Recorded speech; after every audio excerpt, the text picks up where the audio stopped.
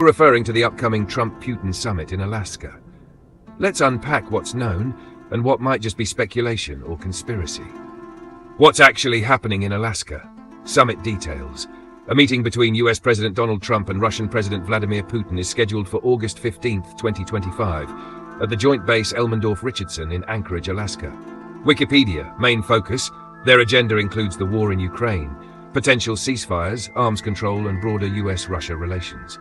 The Guardian, symbolic location. Alaska was chosen for its remote security and symbolic significance, once part of Russia until 1867, and its isolation makes it a convenient, controlled setting for such high-stakes diplomacy. The Sun, tone of the talks. Trump calls it a feel-out meeting aimed at probing Putin's openness to a ceasefire. He has warned of very severe consequences if Putin doesn't show willingness to negotiate.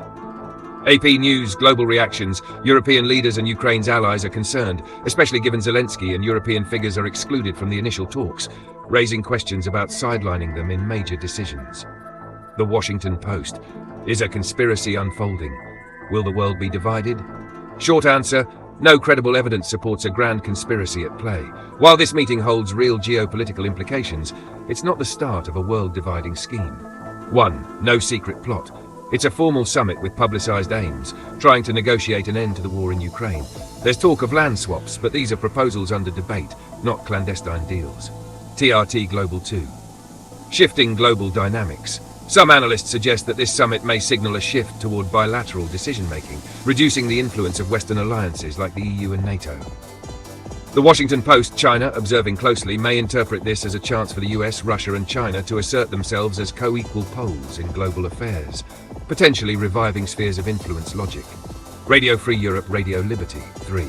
Diplomatic risks, not division.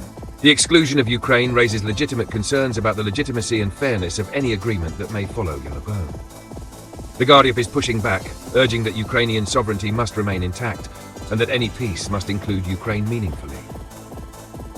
In summary, is there a conspiracy?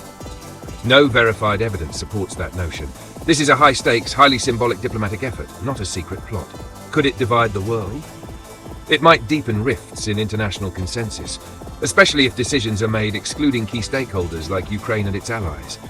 But it's not akin to drawing new world order lines overnight. What's at stake? If this summit sets a precedent for exclusive bilateral deals, it could erode the strength of multilateral institutions and alliances.